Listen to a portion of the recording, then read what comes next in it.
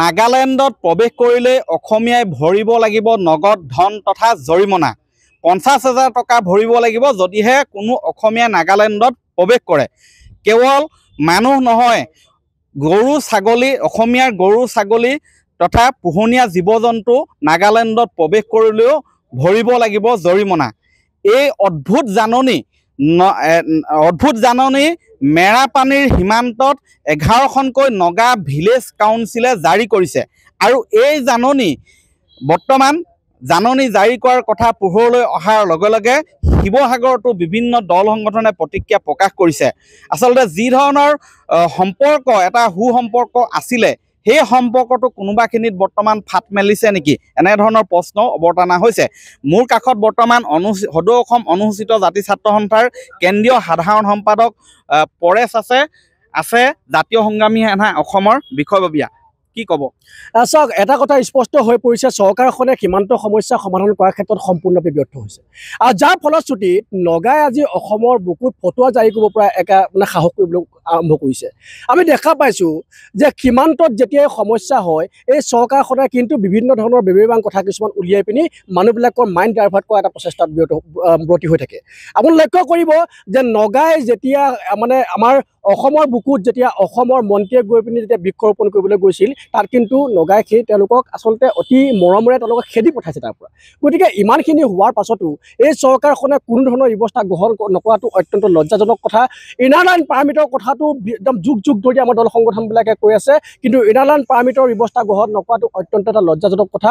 মুঠৰ ওপৰত সীমান্ত সমস্যা সমাধানৰ ক্ষেত্ৰত চৰকাৰখন ব্যৰ্থ হৈছে, অসমীয়া ৰাইজক সুৰক্ষা দিয়াৰ ক্ষেত্ৰত চৰকাৰখন সম্পূৰ্ণ ব্যৰ্থ হৈছে। গতিকে এই ব্যৰ্থ চৰকাৰখনে নিজৰ নৈতিক দায়িত্ব স্বীকাৰ কৰি এই ব্যৱস্থাবিলাকৰ কিন্তু এক যথোপযুক্ত সমাধান উলিয়াবৰ কাৰণে তেওঁলোকে ব্যৱস্থা গ্ৰহণ কৰিবলৈ আমি অনুসূচিত ছাত্ৰ সন্থাৰ মজিয়াৰ পৰা দাবী জনাইছোঁ। অন্যথা কিন্তু ইয়াৰ বিৰুদ্ধে, এই চৰকাৰখনৰ বিৰুদ্ধে আমি প্ৰবল আন্দোলন গঢ়ি তুলিবলৈ বাধ্য হ'ম।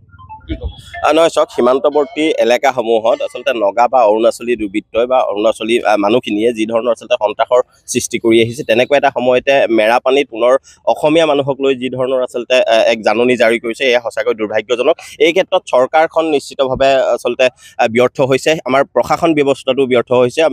বাৰম্বাৰ আমি দেখি আহিছোঁ যে যিসমূহ আচলতে সীমান্তৱৰ্তী এলেকা আছে তাত আমাৰ অসমীয়া মানুহখিনিৰ ওপৰত নিৰ্ভীৰভাৱে আচলতে তেওঁলোকে কাৰ্যকলাপ কৰিছে বা আচলতে সন্ত্ৰাসৰ সৃষ্টি কৰি তেওঁলোকক কৰি আছে। গতিকে এনে কাৰ্যবোৰ বন্ধ হ'ব লাগে। আৰু দীৰ্ঘদিনৰ পৰা আমি শিৱসাগৰৰ বিভিন্ন দল সংগঠনে বা অসমৰ বিভিন্ন দল সংগঠনে ইনাৰ লাইন পাৰ্মিটৰ কথা আমি দাবী কৰিছোঁ, তাৰ পাছতো চৰকাৰখনে কোনো ব্যৱস্থা গ্ৰহণ কৰা নাই। অৰুণাচলী বা নগাসকলে অসমত আহি অসমৰ বিভিন্ন স্থানত বিভিন্ন বেপাৰ বাণিজ্য কৰিব পাৰে, ইয়াত বসতি স্থাপন কৰিব পাৰে। তাৰ পাছত কিন্তু আমাৰ অসমীয়া মানুহে যেতিয়া তেওঁলোকৰ তালৈ যাব লাগে তেতিয়া আচলতে পইচা ভৰিব লাগে। এয়া কেতিয়াও গ্ৰহণযোগ্য নহয়।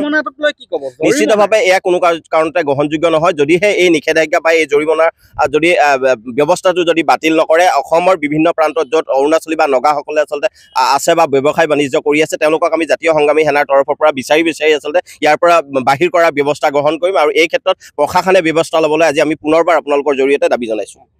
হয়, এই ঘটনাই যি ধৰণৰ জাননী আচলতে জাৰি কৰিছে তাক লৈ তীব্ৰ প্ৰতিক্ৰিয়াৰ সৃষ্টি হৈছে। বিভিন্ন সময়ত আচলতে একাংশ নগা দুৰ্বৃত্তই অসম নাগালেণ্ড সীমান্তত বিভিন্ন সময়ত উপদ্ৰৱ চলাই আহিছে। বিভিন্ন সময়ত চৰকাৰক দাবী উত্থাপন কৰি অহা হৈছে যে এই যি সীমা বিবাদ আছে, সীমা বিবাদ মীমাংসা কৰিব লাগে।